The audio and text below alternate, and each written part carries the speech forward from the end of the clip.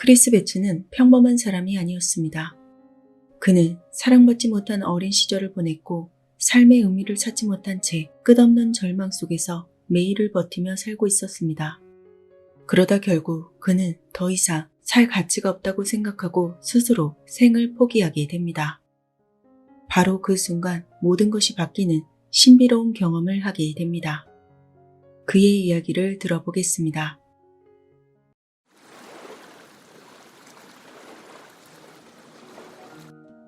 저는 태어나자마자 사랑은커녕 버림을 받았습니다. 생후 6개월 무렵 어머니는 저를 쓰레기통에 버렸습니다. 어머니는 모델로서의 삶을 포기할 수 없었고 원치 않은 임신으로 낳은 저를 양육할 생각조차 없었습니다. 쓰레기통에서 아이 울음소리를 들은 이웃 주민이 저를 발견했고 결국 외할머니 손에 맡겨졌습니다. 저는 아무런 삶의 의미를 찾지 못했고 매일매일이 절망적이었습니다. 어린 시절 내내 깊은 외로움과 우울감이 저를 감쌌습니다. 8살 무렵부터 죽음에 대한 생각이 머릿속을 떠나지 않았습니다. 할머니가 병원에 입원하면서 저는 법원의 결정에 따라 이모의 집으로 보내졌습니다. 하지만 그곳에서조차 따뜻한 환영은커녕 차가운 냉대를 받았습니다. 그들은 나를 가족으로 받아들이지 않았습니다. 너는 밥을 먹을 가치도 없어. 너 같은 애는 옷도 필요하지 않아. 이런 말을 들으며 배를 고른 채 잠들어야 하는 날이 많았습니다. 아마도 이모는 저를 키우고 싶어서가 아니라 양육비를 받기 위해서 저를 받아들였던 것 같습니다. 저는 아무 이유 없이 폭언과 구타를 당하며 살아야 했습니다. 그 폭언과 구타는 제가 17살이 될 때까지 이어졌습니다. 그들이 저를 그렇게 대하는 이유는 다양했습니다. 그러나 아마도 나란 사람 자체가 싫었던 것 같습니다. 그 이후에는 여러 임시보호 과정을 전전했습니다. 거듭된 냉대와 외면 속에서 저는 점점 더 삶에 대한 의지를 잃어갔습니다. 신이 정말 존재한다면 어째서 이토록 어린아이가 그런 모진 고통을 겪어야 하는 건지 저는 이해할 수 없었습니다. 저는 대답 없는 질문들 속에서 방황했습니다. 고등학교를 졸업할 무렵 더욱 고립감을 느꼈습니다. 친구들은 부모의 지원을 받으면서 미래를 준비하고 있는데 저는 이 세상에 혼자였기 때문입니다. 저에게는 집도 차도 함께 해줄 가족도 아무것도 없었습니다. 점점 저는 제 인생이 실패했다고만 여겨졌습니다. 어느 날 교회를 찾아가서 신의 존재를 물었습니다. 그러나 그 교회에서 돌아온 대답은 단 하나였습니다. 하나님을 의심하지 마라. 만약 하나님을 믿지 않으면 지옥에 갈 것이다. 그 순간 저는 확신했습니다. 하나님, 신은 저를 사랑하지 않는다고 말이죠. 하나님은 결코 저를 사랑하지 않았습니다. 22살이 되었을 때 저는 모든 걸 끝내기로 결심했습니다. 기차에 몸을 던질 계획을 세우고 마지막으로 주변 사람들에게 저에게 남은 사랑을 담아서 작별 인사를 남겼습니다. 하지만 기차역에 서 있는 저를 향해서 한 운전사가 다급하게 외쳤습니다. 어서 빨리 차에 올라타렴. 그렇게 첫 번째 시도는 실패로 돌아갔습니다. 하지만 저는 쉽게 포기하지 않았습니다. 다시 한번 기차역으로 향하던 길에 예상치 못한 일이 벌어졌습니다. 수년간 연락이 없던 어머니에게서 전화가 온 것입니다. 저는 너무 놀라서 어떻게 제 전화번호를 알았는지 물었습니다. 그녀는 할머니에게서 들었다고 했습니다. 저는 그때 내심 기뻤습니다. 어쩌면 이것이 내가 자살하면 안 된다는 것을 알려주기 위한 신의 계시가 아닐까 생각했습니다. 그리고 저는 혹시 어머니가 저를 다시 찾을지도 모른다고 기대했습니다. 저는 마음속으로 이렇게 빌었습니다. 제발 신이시여, 제발, 제발. 저는 어머니가 저에게 좋은 말을 해주길 간절히 바랬습니다. 그러나 그녀가 제게 남긴 말은 너무도 가혹했습니다. 네가 알았으면 하는 게 있어서 전화했어. 절대 나를 찾지 마. 나는 한 번도 너를 원한 적이 없어. 너가 어떻게 되든 내가 상관할 바가 아니야. 나는 네 엄마가 아니니까. 저는 소리쳤습니다. 제가 태어났을 때부터 어차피 원래 그러셨잖아요. 그 말을 하고 핸드폰을 창밖으로 던져버렸습니다. 저는 친구가 빠른 속도로 운전할 때 빌어먹을 세상 이렇게 외치면서 달리는 차에 몸을 던져버렸습니다. 머리가 콘크리트 바닥에 부딪히면서 저는 의식을 잃었습니다. 그 순간 저는 위로 끌려가는 듯한 느낌과 함께 제 몸을 벗어나는 기이한 경험을 하게 되었습니다. 저는 아래를 내려다보면서 내 자신이 바닥에 누워있는 모습을 볼 수 있었습니다. 이제 그만 집으로 돌아가야겠다는 생각이 발걸음을 내디뎠지만 갑자기 모든 것이 변하면서 펑소리와 함께 허공 속으로 빨려 들어갔습니다. 그곳에서 저는 제가 그토록 평생을 찾아 헤맸던 거룩한 신을 마주할 수 있었습니다. 저에게는 온갖 질문들이 떠올랐고 그 모든 질문에 대한 대답이 즉각 나에게 돌아왔습니다. 저는 그의 육신을 볼 수 없었습니다. 그 근원체. 신과의 대화는 언어가 아니라 직관적인 교감과 같은 텔레파시를 통해 이루어졌습니다. 그의 말에 담긴 감정까지도 그대로 전달되어 마치 날씨처럼 있는 그대로 느껴지고 전달되는 느낌이 들었습니다. 그는 저를 따뜻하게 감싸며 말씀하셨습니다. 나는 실제하는 존재이다. 천사들 또한 실제한다. 그들은 내가 너에게 보내는 선물 같은 존재들이다. 저는 그동안 천사들을 본 적도 믿어본 적도 없었기에 두려움이 앞섰습니다. 저는 그동안 신은 심판하기 위해서 기다리는 무서운 존재라고 생각하기도 했습니다. 그래서 죄인인 제가 신 앞에 서게 된다면 큰 벌을 받을 것이라 생각했습니다. 그러나 신은 저를 벌하지 않으셨습니다. 오히려 저를 감싸면서 절대적인 사랑을 전해주셨습니다. 그는 저에게 영화 같은 화면을 보여주셨습니다. 거리의 창녀, 성공한 비즈니스맨, 스케이트를 타는 젊은이들, 그리고 어린아이를 학대하는 한 남자. 그리고는 말씀하셨습니다. 나는 그들을 모두 사랑한다. 하지만 어린아이를 학대하는 그 남자의 행동은 싫구나. 저는 그제야 깨달았습니다. 신은 우리 모두를 사랑하시지만 우리의 행동에 대해서는 분명한 입장을 가지신다는 것을 깨닫게 되었습니다. 그가 나를 포근하게 감싸 안아주는 것 같은 느낌이 들었습니다. 그의 형체를 볼 수는 없었지만 그의 팔을 정말로 느낄 수 있었습니다. 그는 정말 실제하고 있었습니다. 저는 그 사랑에 둘러싸여서 그냥 이대로 당신과 함께 가면 안 되는 것인지 물었습니다. 그러다가 저는 이러한 사랑이 실제로 존재한다는 것에 너무 놀랐고 믿겨지지가 않아서 나 자신이 죄인이라는 것을 다시 돌이켰습니다. 어떻게 내가 이토록 큰 사랑을 받을 수 있을까? 나는 죄인이잖아. 그래서 저는 말했습니다. 제가 아직은 이런 사랑을 받을 자격이 충분하지 않은 것 같습니다. 제가 완벽해져서 다시 돌아오겠습니다. 그는 내 말에 이렇게 말씀하셨습니다. 너는 있는 그대로 사랑받는다. 그리고 돌아가서 모든 사람들에게 내가 그들 모두를 사랑하고 있다고 전해주어라.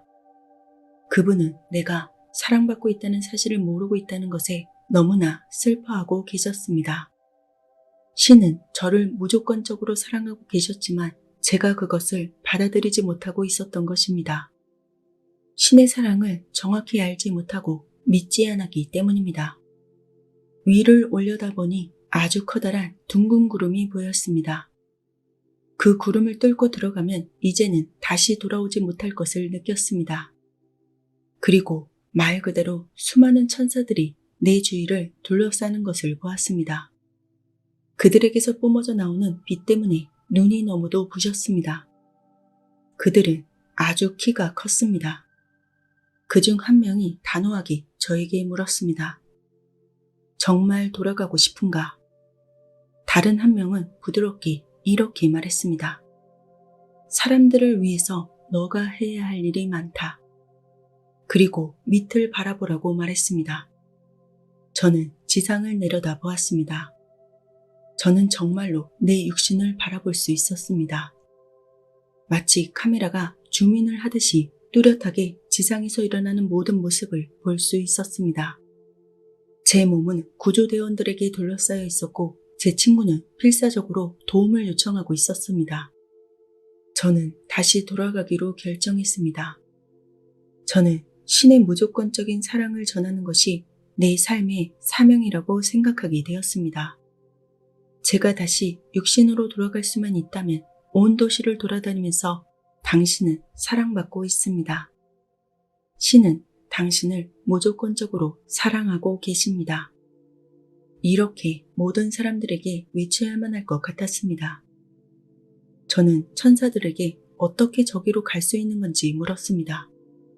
그들은 말했습니다. 자, 이제 정말로 돌아가고 싶은지 이곳에 남고 싶은지 마지막으로 선택하라. 나 자신을 죽이는 자살을 선택한 저에게조차 선택할 기회를 주는 그들의 사랑에 저는 감탄했습니다. 저는 대답했습니다. 진짜 제가 사람들을 위해서 해야 할 일이 많다면 저는 돌아가겠습니다. 그들은 말했습니다. 너는 이제 이전과 완전히 달라질 것이다. 그리고 저는 눈을 떴습니다. 그런 저를 보고 중환자실에서 간호사들이 놀라며 말했습니다. 어머나 세상에, 신이시여, 이건 기적이야. 당신은 기적을 이뤄냈어. 당신은 기적이야. 저는 그렇게 깨어나 수많은 검사를 해야 했습니다. 그리고 한동안 말도 할 수 없었고 먹지도 걷지도 못했습니다.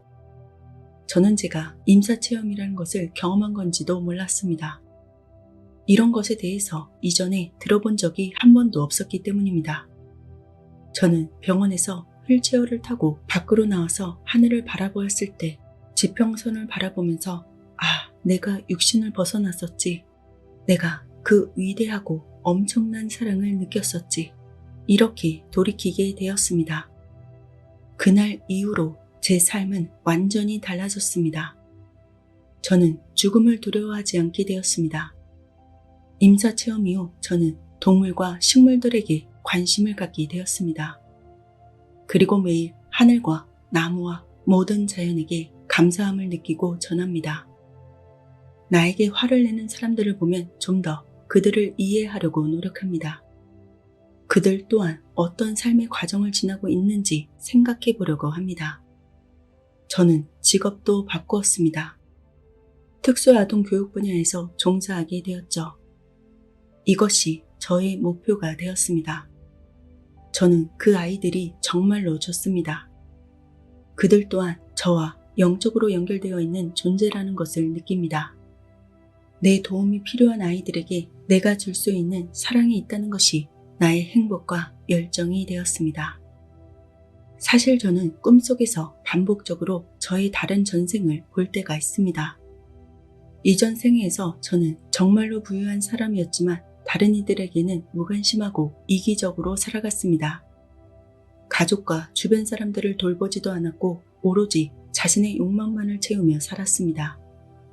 또 다른 생에서는 극도의 가난 속에서 태어나 신발도 없이 힘겹게 살아가는 존재였습니다. 그러나 그때도 저는 타인을 이해하거나 돕는 마음도 없이 오직 자신의 생존을 위해 살아갔습니다. 지금의 삶을 돌이켜보니 정확히 그때와 반대의 삶을 살아가고 있었습니다. 제가 사랑받고 싶어하는 사람들에게 외면당하는 삶을 말이죠. 그건 아마도 저에게 진정한 사랑을 알려주기 위한 하나의 과정이었던 듯 합니다. 이 모든 기억을 통해 저는 깨달았습니다. 삶이란 사랑과 연민을 배우기 위한 과정이라는 것을 깨달았죠. 모든 삶에는 이유가 있으며 우리는 모두 사랑받고 있습니다.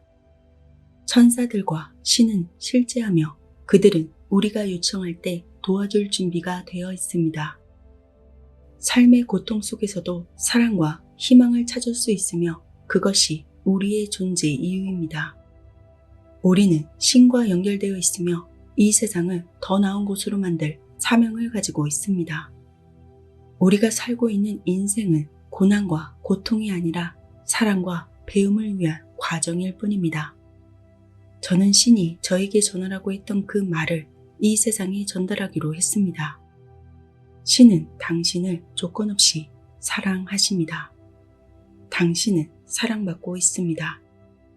저는 이 메시지를 기억하며 앞으로도 세상의 많은 사람들에게 이 메시지를 전하면서 행복하게 살아갈 것입니다. 만약 사람들이 자신이 헤아릴 수도 없이 많은 생애를 살아왔으며 앞으로도 셀 수 없이 많은 삶을 살게 될 거란 사실을 알게 된다면 그들이 느끼게 될 생에 대한 확신은 얼마나 클까? 모든 일에는 이유가 있다. 어떤 사건이 일어난 순간에는 우리에게 통찰력이나 예지가 없어 그 이유를 이해하지 못하겠지만 인내하고 기다리다 보면 모든 이유가 드러나게 되어 있다. 만약 여러분이 살고 있는 지금의 삶이 처음도 아니고 끝도 아니라면 여러분은 이 삶을 어떻게 느끼실까요? 브라이언 와이스. 컬럼비아 대학교를 우동으로 졸업하고 예일 대학교에서 의학 박사 학위를 받았습니다. 수많은 논문과 연구서를 펴내 정신의학 분야에서는 국제적인 명성을 쌓은 의사입니다. 그는 환생이나 전생 같은 초자연적인 현상이나 영혼의 세계에는 전혀 관심이 없던 전형적인 정신과 의사였습니다. 과학으로 설명되는 사항이 아니면 절대 믿지 않았던 사람 중 한 사람이었죠. 정신과 의사 생활을 하던 중 어느 날 캐서린이라는 심각한 불안과 공포증을 앓고 있는 환자를 만나게 됩니다. 그녀는 치료를 받고는 있었지만 전통적인 치료법으로는 아무리 해도 효과가 없었습니다. 브라이언 와이스는 어쩔 수 없이 최면 치료를 시도하기로 합니다. 그 과정에서 캐서린은 어렸을 때 자신이 겪었던 일들을 기억해냅니다. 하지만 3살 때 겪었던 나쁜 일을 기억해내도 그녀의 증상은 치료가 되지 않았습니다. 와이스 박사는 2살 이전의 기억을 떠올려보라 말합니다. 그 과정에서 캐서린은 자신의 과거 생애, 즉 전생을 기억해내는 놀라운 경험을 하게 됩니다. 그리고 거듭된 최면 치료를 하면서 과거생뿐만 아니라 마스터라고 하는 영적 존재들로부터 메시지를 전달하게 되었습니다. 이 메시지들은 사랑과 용서, 그리고 영혼의 성장과 같은 삶의 본질에 대한 가르침을 담고 있었습니다. 와이스는 처음에는 믿을 수 없었지만 최면 치료를 통해 전생을 체험한 후 모든 증상들이 극적으로 호전되고 결국 완치한 캐서린을 보면서 자신의 전통적인 관점을 바꾸게 됩니다. 삶과 죽음에 대한 가치관이 완전히 바뀌게 되었습니다. 환생, 영혼의 진화, 영적 치유의 가능성을 받아들이게 된 것이죠. 그 후로 전통적인 치료법과 더불어 전생을 이해하고 영혼의 세계를 탐구하기 시작했습니다. 캐서린을 통해서 영적 마스터들은 이렇게 말합니다. 인간은 여러 생애를 거치며 영적으로 성장하고 있다. 현재의 삶에서 겪는 문제들은 과거생과 관련이 있을 수 있다. 나는 환생을 믿지 않았다. 오랜 기간 연구 생활을 하며 나는 의사이자 동시에 학자가 되었다. 나는 전통적인 과학적 방법으로 증명되지 않은 것은 무엇이든 부정했다. 몇몇 큰 대학교에서 초심리학을 연구하고 있다는 사실을 알고는 있었지만 전혀 관심을 두지 않았다. 그러다가 캐서린을 만났다. 그녀를 치료하기 위해서 18개월에 걸쳐 거의 모든 전통적인 치료 방법을 동원했다. 그러나 아무런 효과가 없었다. 결국 최면요법을 사용하기로 했다. 캐서린은 반복되는 최면 상태를 겪으며 자신의 증상의 요인이 된 전생의 기억을 떠올리기 시작했다. 그러면서 영적 존재들이 전해주는 삶과 죽음에 관한 수많은 비밀을 밝혀 주었다. 캐서린의 증상은 불과 몇 달 만에 사라졌다. 이 과정에서 나의 의학적 경험이나 지식은 전혀 힘을 쓰지 못했다. 내 눈앞에서 이러한 전생이나 환생이라는 사건이 벌어지기 시작했을 때 나는 경악으로 입을 다물 수가 없었다. 나는 이 사건을 과학적으로 설명할 능력이 없다. 그곳은 우리 이해를 벗어난 아주 먼 인간의 세계이다. 캐서린은 어쩌면 칼융이 말한 집단 무의식, 즉 우리를 감싸고 있으면서 모든 인류의 기억을 담고 있는 에너지원 속으로 걸어 들어간 것인지도 모른다. 이제 과학자들은 이 해답을 찾기 위한 노력을 시작했다. 정신의 신비, 영혼, 윤회, 전생의 경험이 현재의 행동에 미치는 영향들을 규명해낼 수만 있다면 인류는 더 많은 것을 얻게 될 것이다.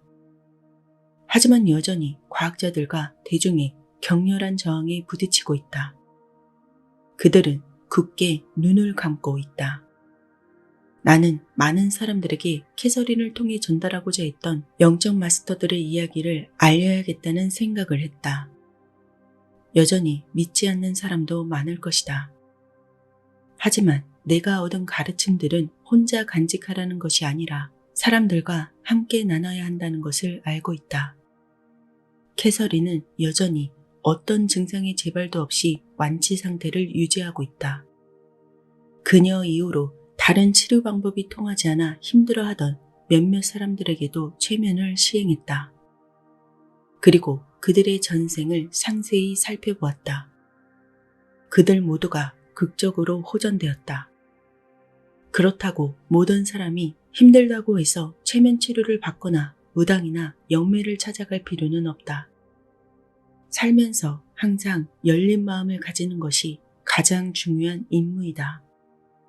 삶은 눈에 보이는 것 이상이라는 사실을 꼭 기억해야 한다.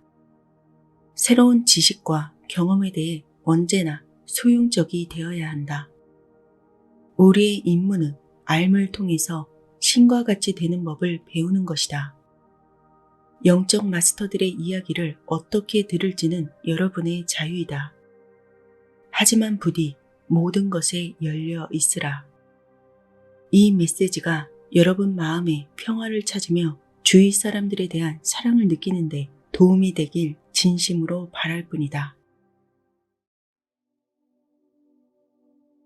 사람은 누구나 자신을 완전하게 만드는 일에 관심을 가져야 합니다.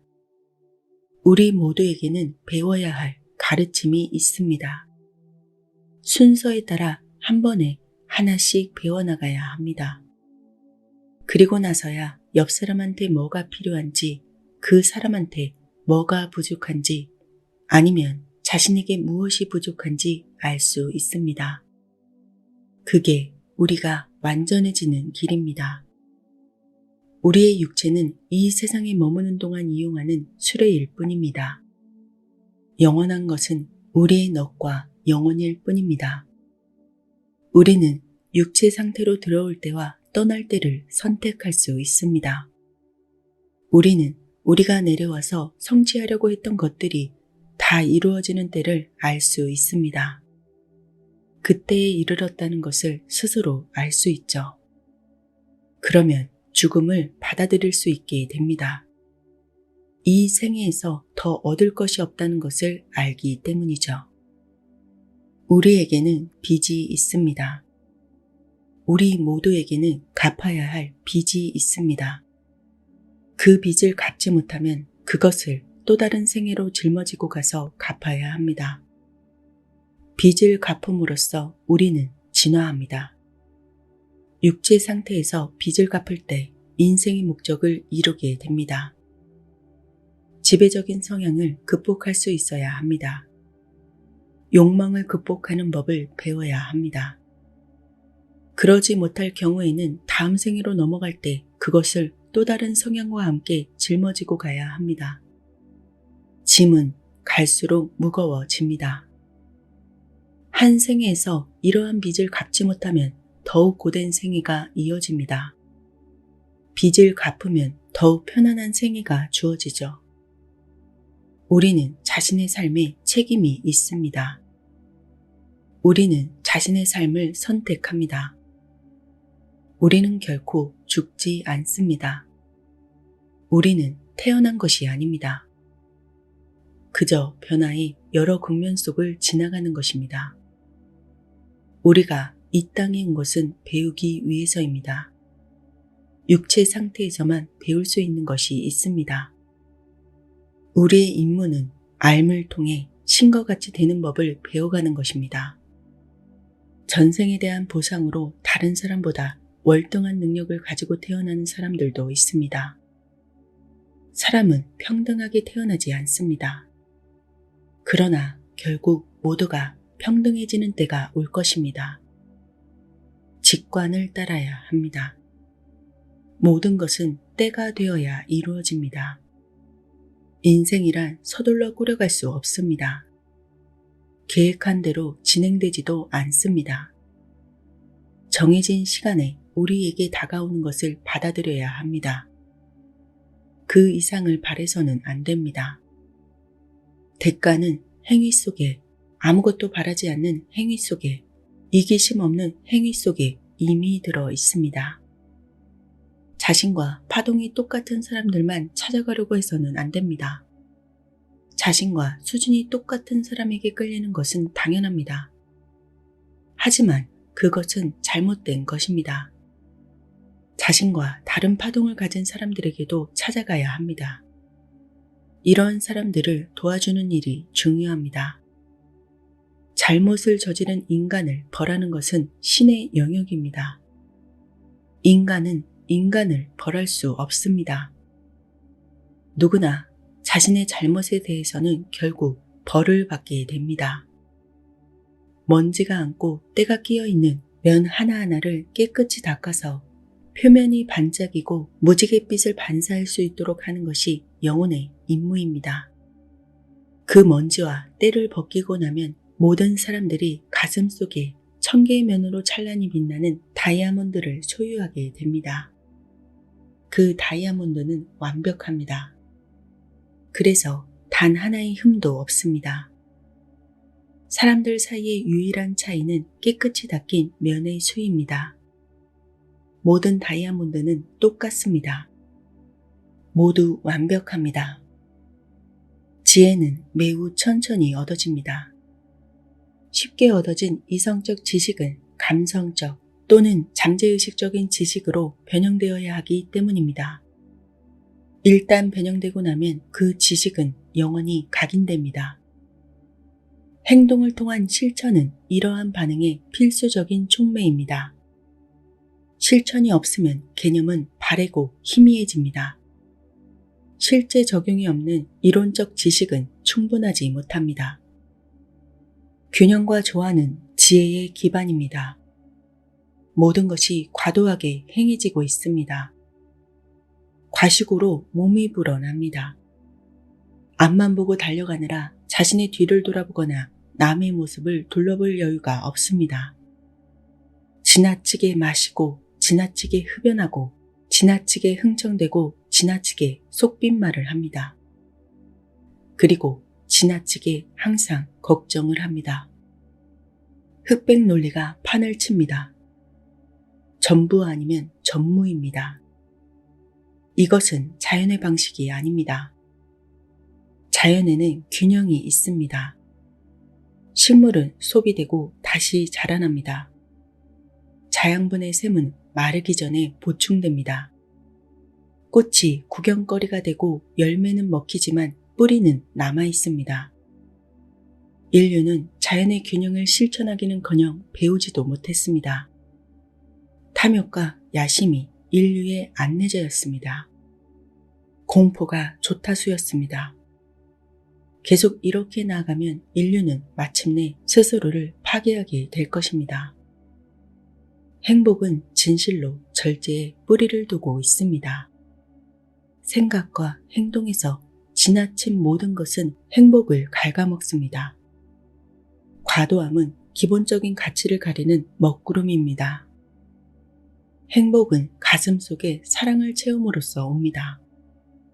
행복은 신뢰와 희망으로부터 오며 자애를 실천하고 따뜻한 마음을 베품으로써 찾아옵니다.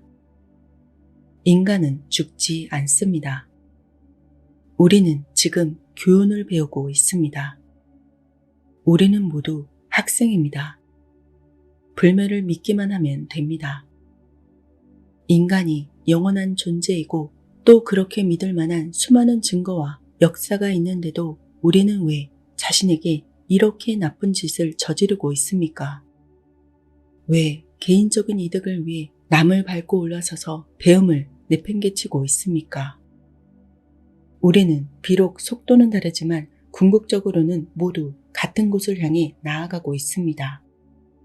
어느 누구도 다른 사람보다 위대하지 않습니다. 교훈을 생각하십시오. 지성적인 해답은 언제나 존재해 왔습니다. 경험으로 현실화시키고 그 개념을 가슴에 새기고 실천함으로써 잠재의식 속의 각인을 영원한 것으로 만드는 것, 이것이 열쇠입니다. 주일학교에 나가 달달 외우는 식으로는 되지 않습니다. 사랑과 자애와 신뢰에 대해 읽고 말하기는 쉽습니다. 그러나 그것을 행하고 느끼려면 변화된 의식 상태가 필요합니다. 갑작스러운 감정 따위에 기댄 일시적인 상태가 아닙니다. 항구적인 상태는 암과 이해를 통해 유지될 수 있습니다. 그것은 신비로운 어떤 것을 가까이 가져와 실천을 통해서 친숙한 일상으로 하나의 습관으로 만드는 일입니다. 특별히 더 위대한 사람은 아무도 없다는 것을 아십시오. 느끼십시오. 남을 도우십시오.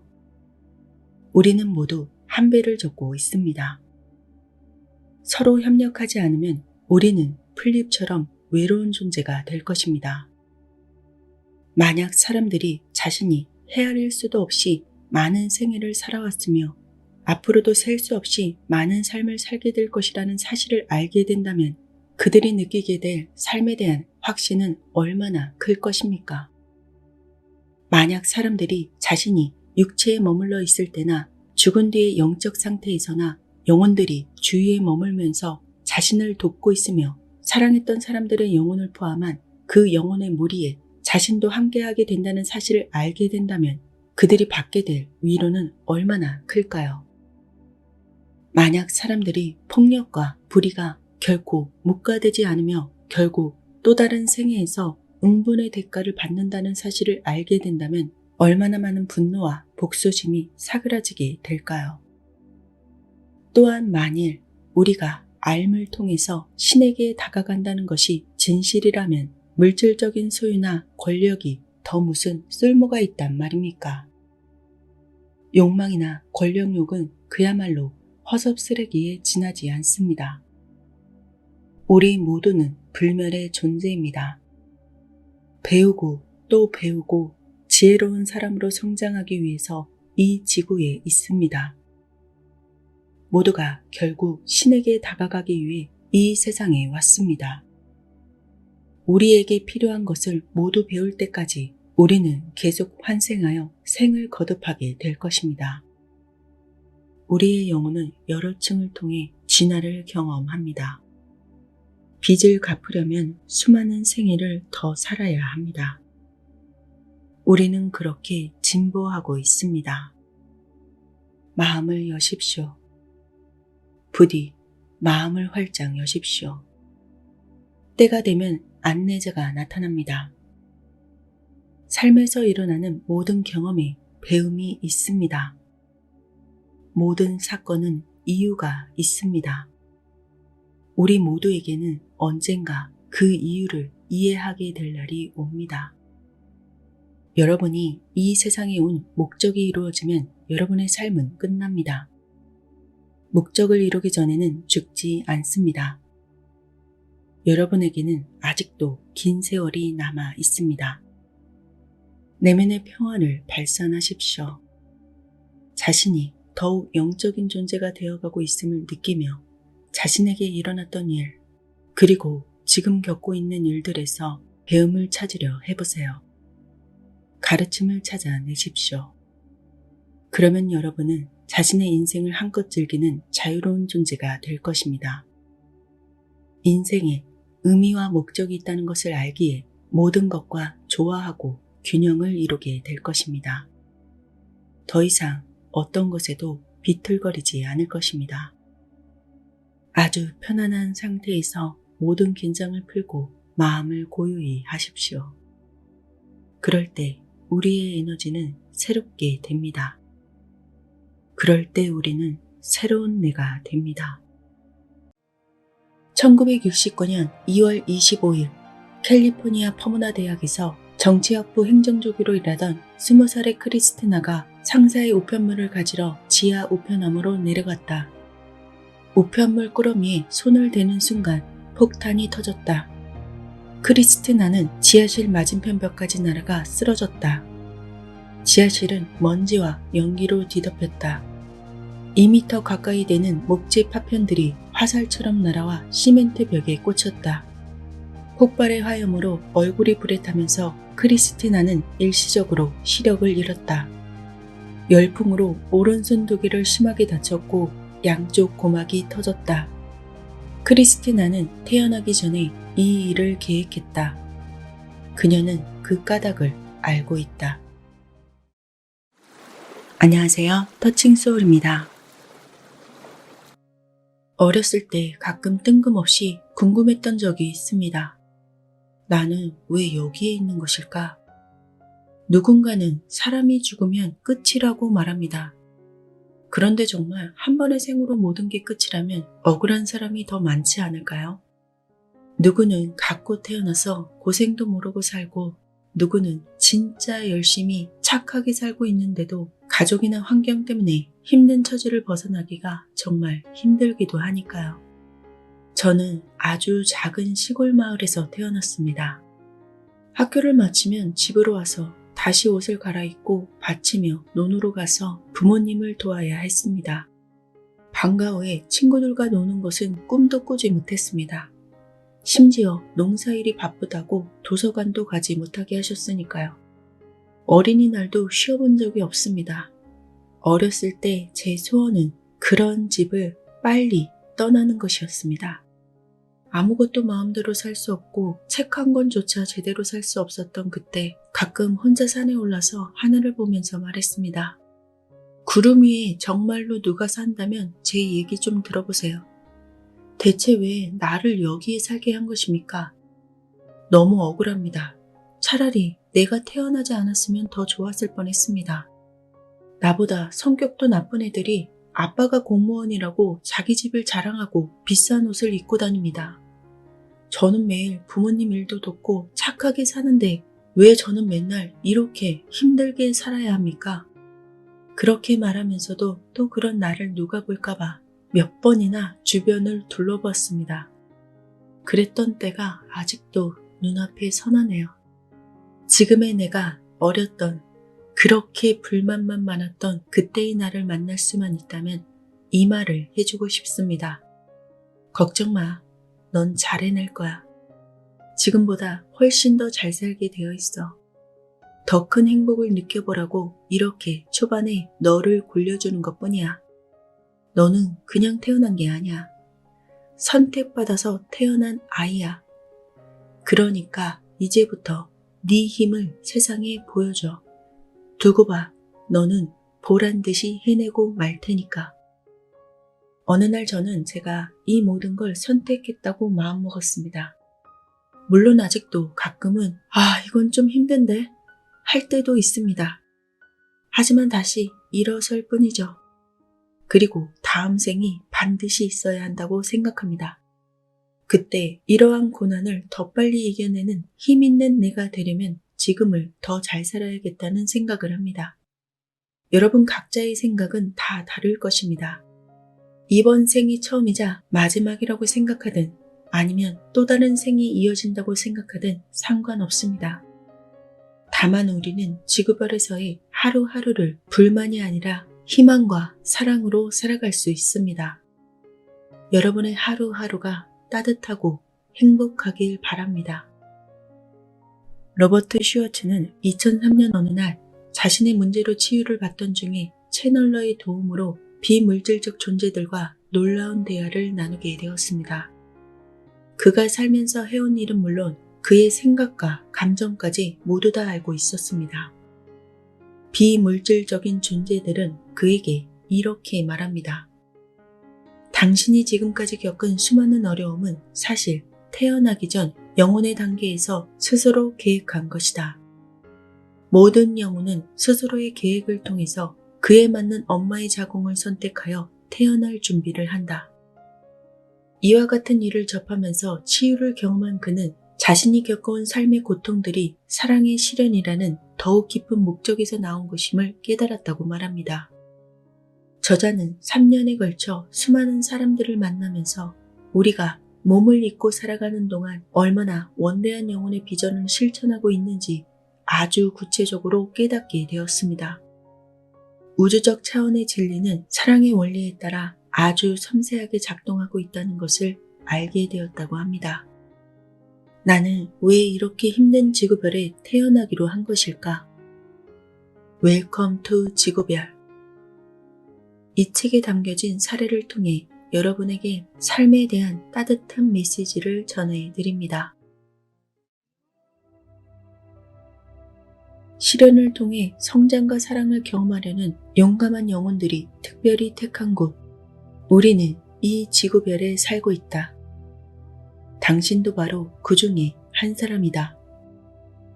장애를 가지고 태어난 사람, 암과 같은 난치병에 걸린 사람, 알코올 중독에 빠진 사람, 사랑하는 이를 갑자기 잃은 사람, 사업 실패로 졸지에 노숙자가 된 사람, 끔찍한 사고로 큰 상처를 입은 사람.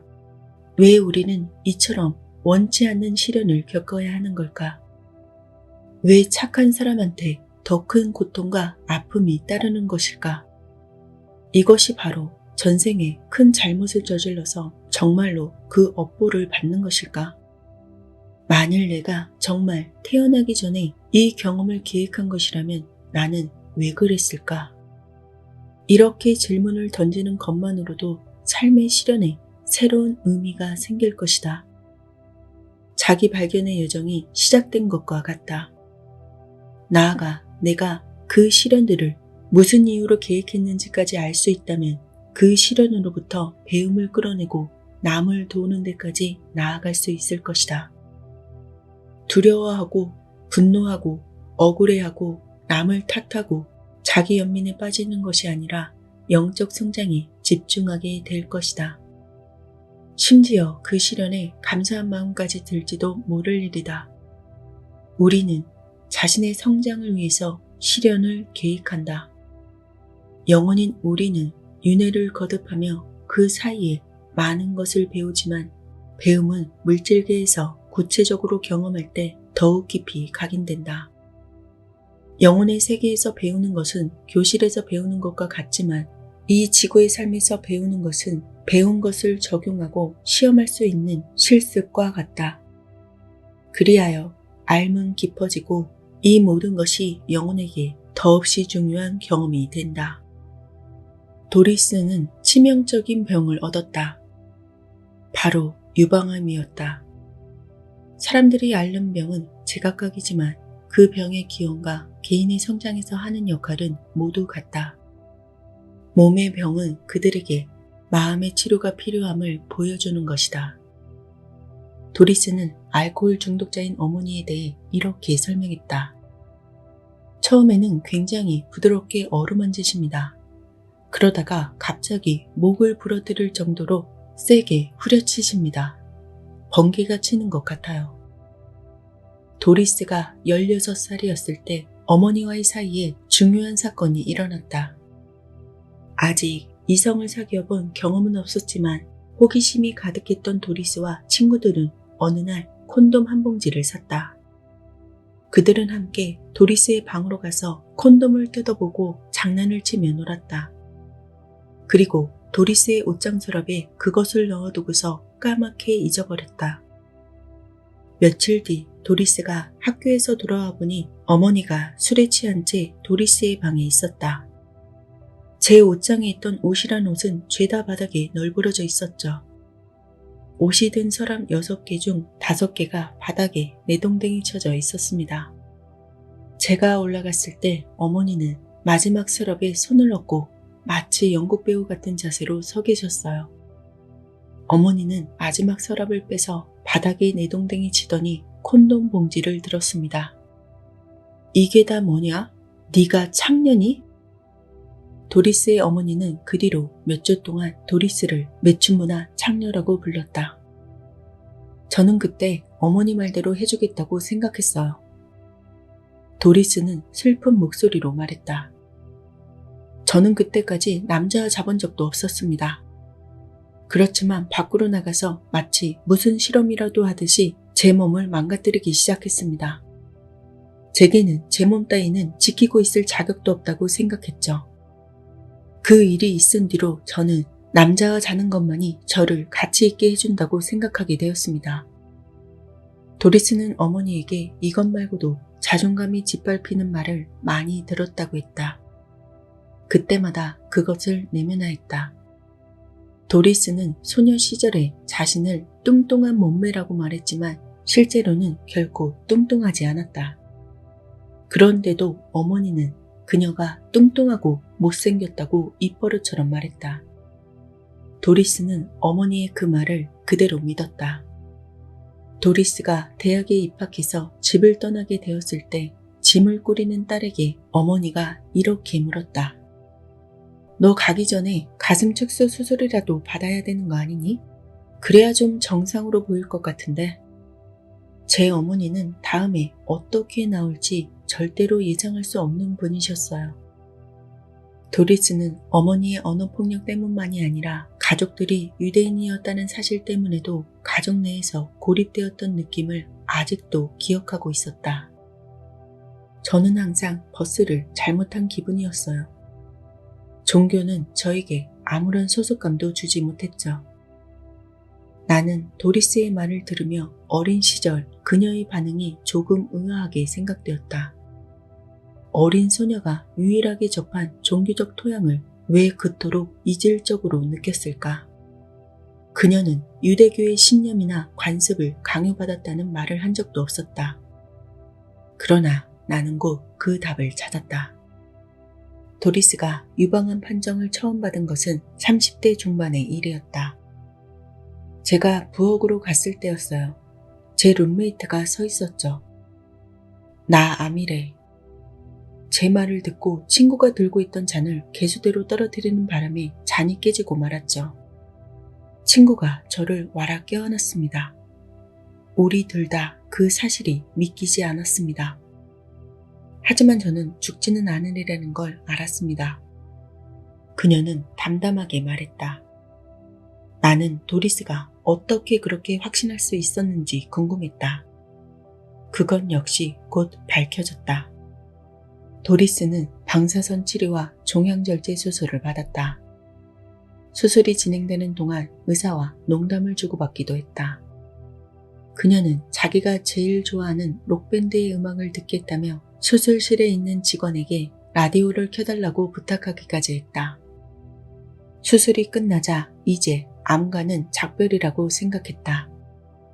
하지만 12년 후 양쪽 가슴에 종양이 있다는 유방암 진단을 다시 받았다. 의사들은 도리스에게 양쪽 유방을 모두 잘라내는 수밖에 없다고 말했다. 저는 그때 너무나 무서워서 울고 말았습니다. 도리스는 스스로 겁이 나면서도 다른 이들에게는 마음을 편안하게 해주려고 했었다. 저는 진료 대기실에서 제 아무리 꾀지지하고 이상해 보이는 사람이라고 해도 바로 옆에 앉는 버릇이 있었습니다. 어느 날 한 소녀가 대기실에 앉아있기에 물었죠. 안녕? 너는 무슨 일로 왔니? 소녀는 저를 외계인 쳐다보듯 보면서 그야 암 때문이죠 라고 말하더군요. 그래? 나도 그런데 너는 어떤 거야? 그제야 소녀가 경계심을 풀면서 자기 이야기를 꺼내놓더군요. 도리스는 양쪽 가슴을 모두 도려낸 후 일종의 해방감을 느꼈다. 수술이 끝나니까 정말 좋더라고요. 이제 더는 걱정할 필요가 없어진 거죠. 가슴 촬영을 할 때마다 숨을 참고 있을 때도 없어졌고요. 소녀 같아진 제 가슴을 보자 겁이 나긴 하더군요. 하지만 남편이 이랬습니다. 야, 당신 소녀 같아. 나는 그것도 괜찮아. 나는 당신이 어떤 모습이어도 좋아. 제 가슴 크기가 이제야 제 몸매와 좀 비율이 맞는 것 같더라고요. 가슴을 도려내면서 제 눈에 쓰여있던 볼록 렌즈 안경도 벗겨진 거죠.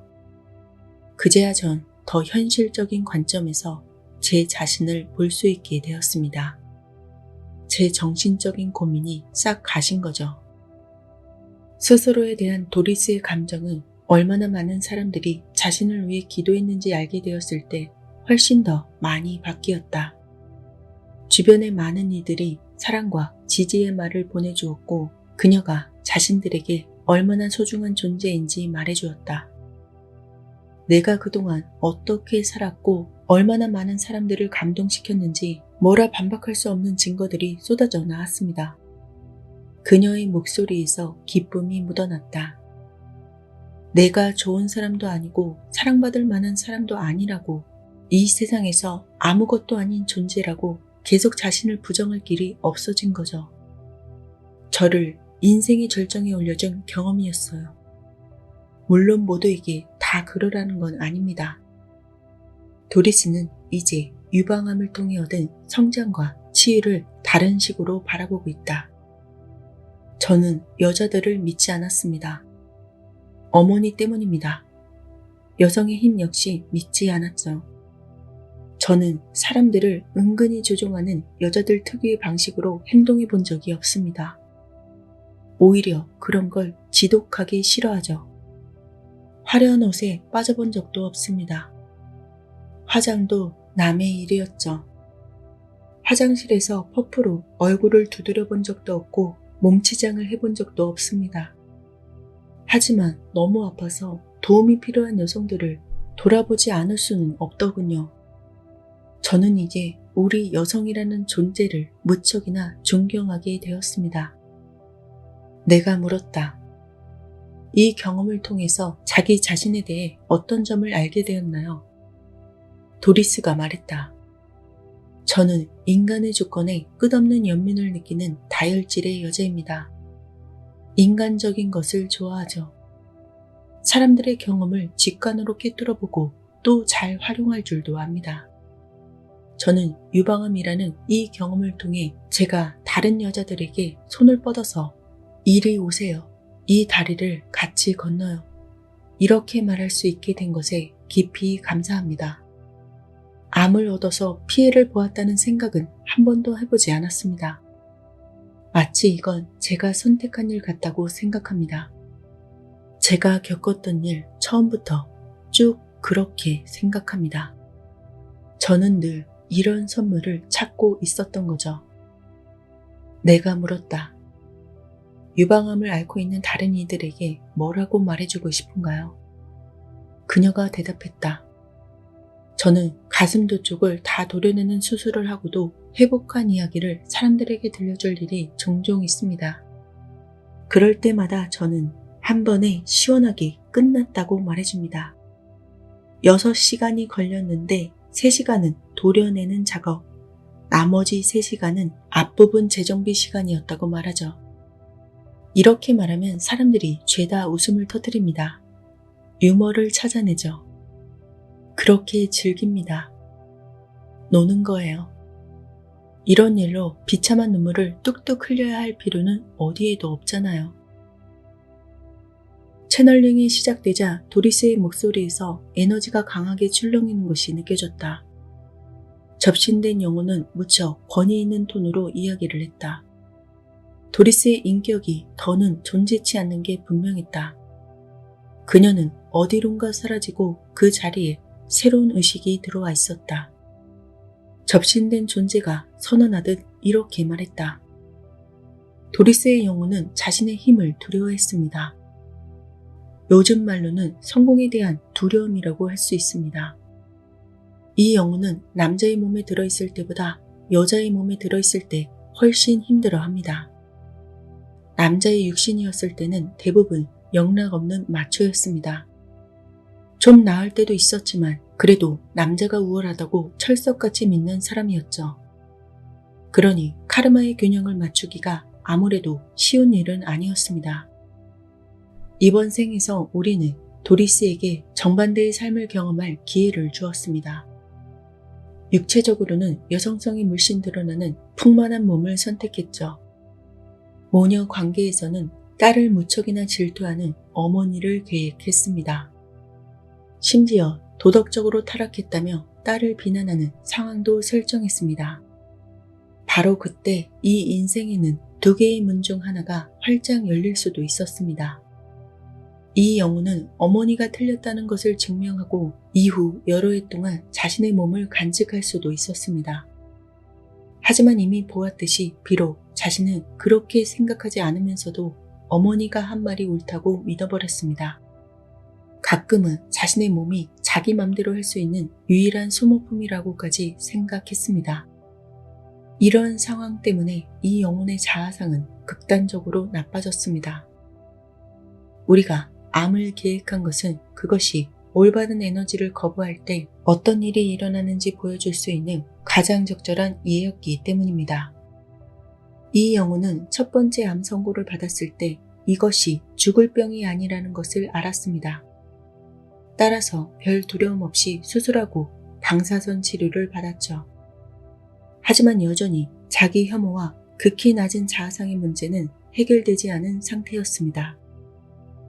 나이를 먹어가면서 이 영혼은 자기 혐오가 더욱이 깊어졌습니다. 비웃음과 고통, 자기 혐오의 대상이 되어오던 부분을 도려내기로 결정할 최적의 시점이었습니다. 따라서 우리는 두 번째로 암을 경험하게 해야 했습니다. 이때는 삶에 대한 믿음도 무너지기 시작했습니다. 물론 그래도 포기하지는 않은 상태였죠. 그리하여 그녀는 두 번째 암 선고를 받았고 양쪽 가슴 모두를 도려내야 했습니다. 이에 대한 반응이 더할 나위 없이 긍정적이었기에 우리는 정말로 기뻤습니다. 이 영혼은 교사로서 또한 지도자로서 훌륭한 자질을 타고났습니다. 우리는 카르마의 매듭이 앞으로 서너 번의 생안에서 풀어진다는 것을 확실히 하고 싶었습니다. 따라서 이번 생에서는 할 일이 조금 많았던 거죠. 중요한 사건은 16살 때 알코올 중독이었던 어머니와의 사이에 있었던 일입니다. 그때 카르마는 중립적이었습니다. 하지만 도리스가 자기를 창녀라고 한 어머니의 말을 그대로 받아들이고 자기는 그보다 더 나은 사람이 될 가치가 없다고 생각했습니다. 그래서 그녀는 타락한 길을 가게 되었습니다. 어머니의 말이 틀릴 수도 있다는 것을 확인해 보려고 하지 않았죠. 이 모든 것이 태어나기 전에 어머니의 영혼과 이미 약속되어 있던 것입니다. 우리가 사는 삶에는 100점도 낙제점도 없습니다. 그저 어떤 가르침을 받을지 고르는 일만 있죠. 우리는 모든 가능성을 받아들입니다. 그 무엇도 잘못된 것이란 있을 수 없습니다. 우리는 말하자면 고속도로 위에서 어느 길이 가장 넓은지를 봅니다. 출구도 보고 더 좁은 길, 돌아가는 길도 봅니다. 어느 것 하나 빠짐없이 모두 길입니다. 그 길을 모두 가야 할 필요도 없습니다. 한 차원에서 일어나지 않은 일은 다른 차원에서 일어날 것입니다. 필요하다면 말이죠. 지금 이 차원이 꿈이 아닌 만큼 그 차원 역시 꿈이 아닙니다. 그 역시 지금 우리가 있는 이 차원만큼이나 실제적입니다. 물론 물질계에서는 그것을 한계가 있는 언어로 언급하지만요. 우리는 우리 자신을 제한된 존재로 보지 않습니다. 따라서 무한한 경험이 가능하죠. 직선적인 시간 안에 있지 않다면 앞으로 달려갈 필요도 없습니다. 시간이라는 건 존재하지 않으니까요. 시간은 착각입니다. 영혼이 가르치기 위한 도구입니다. 그것 없이는 불가능한 특정 경험을 위한 방편일 뿐입니다. 자기가 여러 차원에 걸쳐 존재할 수 있다는 것을 더 깊이 인식하고 있는 사람일수록 손을 뻗어서 만지기도 쉽고 따라서 다른 가능성을 이해하기도 쉽습니다. 도리스는 암을 이겨내고 다른 이들에게 용기와 영감을 주면서 다른 이들이 자신을 어떻게 보는지 알게 되었습니다. 그 일을 통해서 자기 자신이 훨씬 더 사랑받을 만한 존재라는 것을 이해하게 된 것입니다. 깨끗하고 질서정연한 환경에서 공부할 때 공부가 더 잘 되는 것처럼 자신의 못다한 카르마의 숙제 때문에 마음이 흐트러지지 않는다면 그 영혼은 더욱 충실하게 가르침을 전할 수 있습니다. 결국 이 영혼은 길잡이 영혼이 될 겁니다.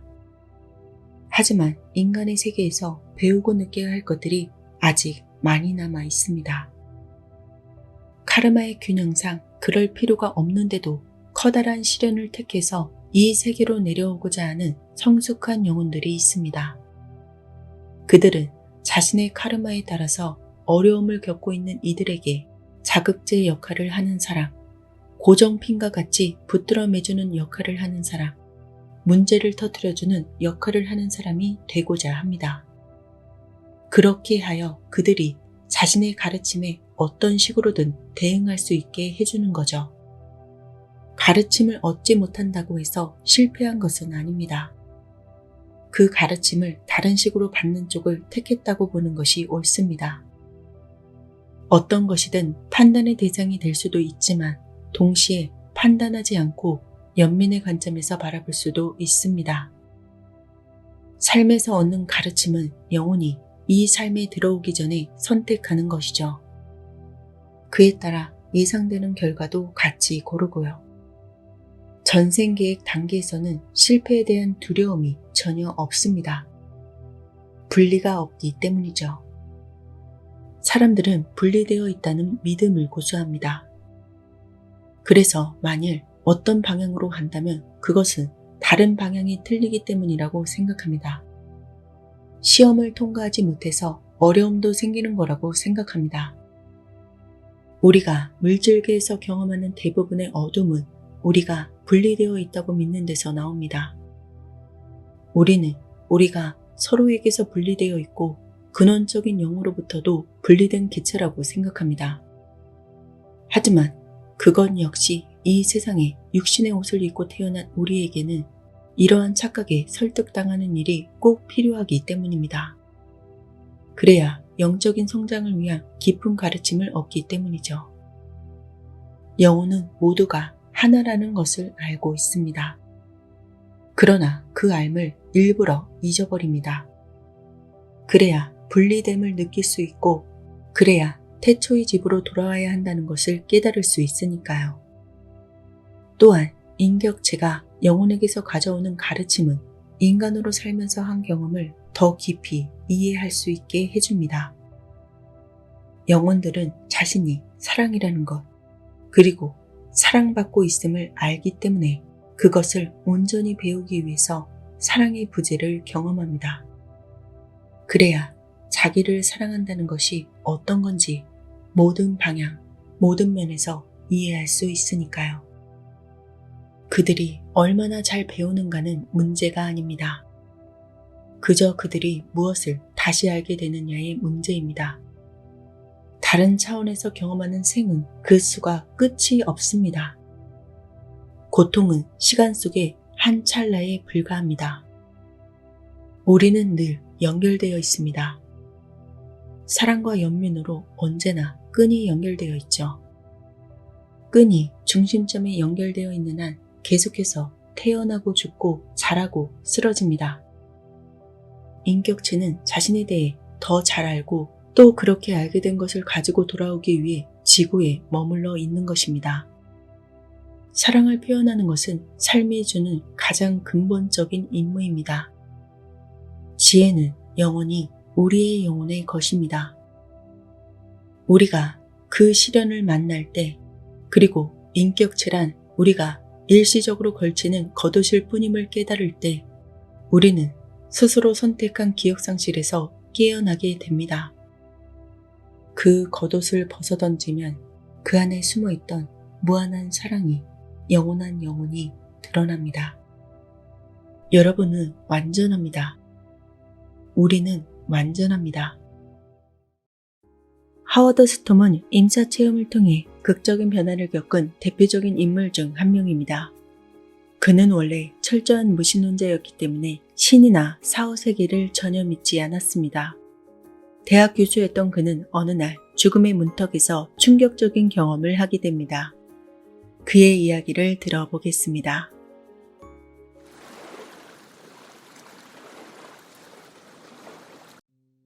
여러분, 저는 오늘 제 삶을 바꾼 극적인 경험을 이야기하고자 합니다.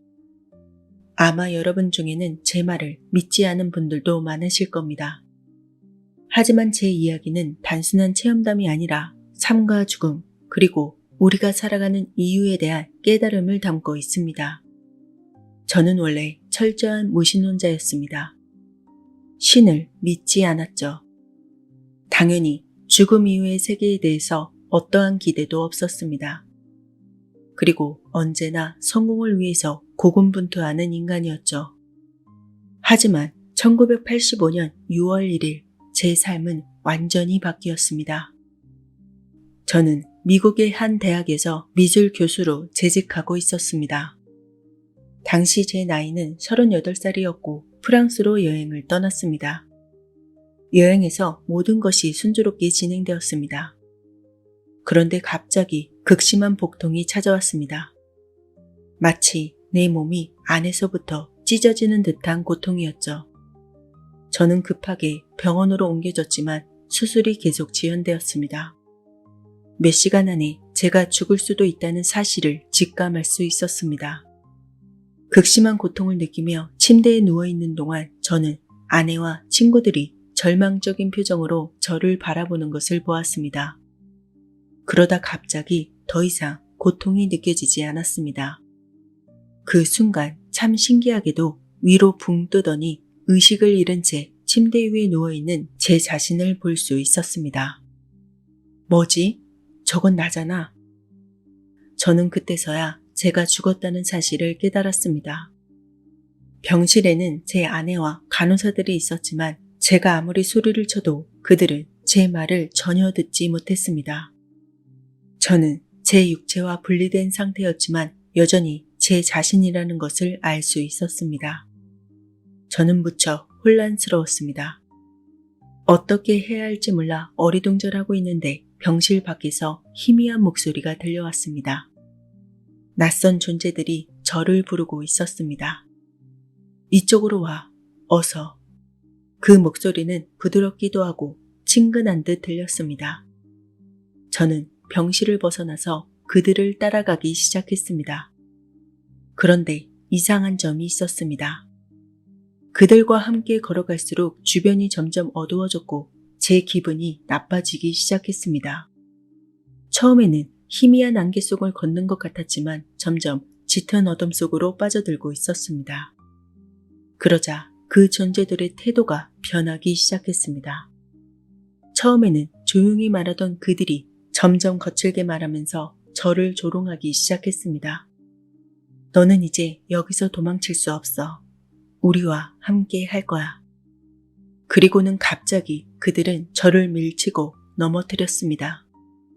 수십 개의 손들이 저를 붙잡고 끌어당겼고 저는 어디론가 깊숙이 끌려갔습니다.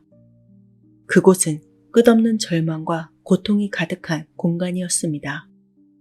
그들은 제 옷을 찢고 피부를 긁고 저를 두들겨 패기 시작했습니다. 저는 고통 속에서 울부짖었지만 아무도 도와주지 않았습니다. 그들은 점점 더 잔인하게 저를 공격했습니다. 아마도 내가 지옥에 떨어졌나 보다.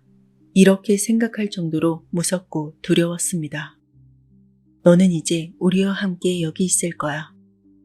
그들의 얼굴은 희미한 안개 속에 가려져 있었지만 그들의 웃음소리와 무서운 목소리는 너무도 생생했습니다. 그들은 마치 인간이기도 하면서 또한 인간이 아닌 존재처럼 보였습니다. 저는 그들의 손길에서 벗어나려고 안간힘을 썼지만 제가 몸부림칠수록 그들은 저를 더 깊은 어둠 속으로 끌어내렸습니다. 절망 속에서 저는 제 생의 가장 끔찍한 순간을 맞이했습니다. 그들은 저를 조롱하며 말했습니다. 누가 널 도와줄 거라고 생각해? 너는 이제 끝났어. 너는 우리 거야. 저는 바닥에 쓰러져 있었습니다. 이미 온몸이 상처투성이었고 그들에게 저항할 힘도 남아있지 않았습니다. 이제 영원히 이곳에 갇히겠구나. 이 지옥에서 영원히 벗어나지 못하면 어쩌지? 이런 생각이 들었습니다. 그때 갑자기 제 머릿속에 희미한 기억 하나가 떠올랐습니다. 어릴 적 교회에서 들었던 노래, 그리고 예수님. 저는 신을 절대 믿지 않았습니다.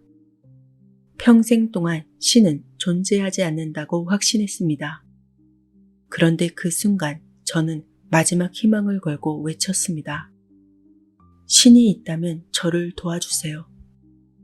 예수님, 제발 저를 도와주십시오. 그 순간 주변의 어둠이 흔들리기 시작했습니다. 그리고 저 멀리에서 강렬한 빛이 나타났습니다. 빛은 점점 커졌고 따뜻한 온기가 제 몸을 감싸는 듯 했습니다. 그들의 비명 소리가 들렸습니다. 따뜻한 평온함이 느껴지자 저를 괴롭히던 존재들이 뒤로 물러서기 시작했습니다. 안 돼, 그는 우리 거야. 그러나 빛이 점점 더 밝아지자 그들은 손을 놓고 뿔뿔이 흩어졌습니다. 그 강렬한 빛 속에서 저는 한 존재를 보았습니다. 그는 저를 향해서 손을 뻗었고 그 순간 저는 눈물과 함께 무릎을 꿇었습니다. 그가 말했습니다. 이제 두려워하지 말아라. 그 목소리는 제가 가진 모든 두려움을 사라지게 만들었습니다. 저는 말로 설명할 수 없는 평온함을 느꼈습니다. 그 존재의 품에 안겨서 내가 지옥에서 꺼내졌다는 사실을 깨달았습니다. 그 이후에 아름다운 빛의 세계로 옮겨졌습니다. 그곳에서 신성한 존재들을 보았습니다. 아마 그들이 천사인 것 같았습니다. 따뜻한 사랑이 넘쳐 흘렀습니다. 천사들이 저를 따뜻하게 감싸면서 저의 삶을 되돌아보게 했습니다. 저는 제가 그동안 겪었던 과거의 순간들을 다시 보았습니다. 제 행동이 다른 사람들에게 어떤 영향을 미쳤었는지 그 사람들의 감정까지 아주 생생히 느낄 수 있었습니다. 제가 대수롭지 않게 생각한 행동이나 말이 상대에겐 큰 상처가 될 수 있다는 것을 깨닫게 되었습니다. 그래서 제 이기적인 행동들에 대해서 깊은 반성을 하게 되었습니다. 저를 둘러싸고 있던 천사들은 인간의 삶과 우주의 의미, 그리고 사랑의 중요성에 대해서 말해주었습니다. 저는 물었습니다. 인간은 왜 존재하는 것입니까? 삶의 목적이 무엇입니까? 신적 존재로 보이는 그가 말했습니다. 사랑은 너희 존재의 핵심이다. 그것이 바로 너희가 창조된 이유이다. 너희는 사랑을 배우고 실천하기 위해 존재한다. 사랑을 배우지 못한 자는 영적으로 영원히 어둠 속에 머물게 될 것이다. 다른 사람들을 판단하지 마라. 그들을 용서하고 이해하고 그들에 대한 연민을 가져야 한다. 저는 물었습니다. 그러면 인간이 성공하기 위해 태어난 것이 아니라는 것입니까? 그가 말했습니다. 성공이란 세상이 정의하는 것이 아니다. 그것은 신이 정의하는 것이다. 너희가 살아서 쌓은 돈이나 명예, 권력은 시간이 지나면 사라진다. 하지만 사랑과 선행은 계속 전달되어 영원히 남는다. 그리고 그 존재가 저에게 이렇게 말했습니다. 너는 때가 되지 않았다. 너가 해야 할 일이 아직 남아있다. 세상에는 어둠이 많다. 너는 세상에 빛과 사랑을 전하기 위해 다시 돌아가야 한다. 사실 저는 그곳에 머물고 싶었습니다. 하지만 신은 저를 다시 세상으로 돌려보내셨습니다. 순간 저는 병원 침대에서 깨어났습니다. 기적적으로 살아난 이후에 제 삶이 완전히 달라졌습니다. 저는 더 이상 무신론자가 아니었습니다. 저는 이제 신이 존재한다는 것을 확신합니다. 사람들에게 이 사실을 전해야겠다고 결심했습니다. 그래서 예술 교수직을 내려놓고 목회자의 길을 걷기 시작했습니다. 그리고 자선 활동과 봉사도 하게 되었죠. 고통받고 있는 사람들에게 사랑을 전하는 것이 제 남은 평생의 사명임을 저는 확신합니다. 저는 이제 말할 수 있습니다. 사후세계는 실제합니다. 죽음은 절대 끝이 아닙니다. 우리의 행동은 사후에도 영향을 미칩니다. 사랑이야말로 세상의 본질입니다. 그래서 우리는 서로를 사랑해야 합니다. 사랑은 우리 존재의 이유이며 모든 삶은 사랑으로 변할 수 있다고 확신합니다. 신은 우리를 조건 없이 사랑하고 계십니다. 우리는 언제나 그리고 누구나 구원받을 수 있습니다. 절망 속에서도 희망을 잃지 마십시오. 신은 언제나 당신을 기다리고 계십니다.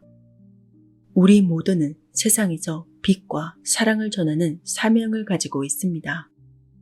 이것을 실천함으로써 자신의 삶의 목적을 완수할 수 있다고 신께서 말씀하셨습니다.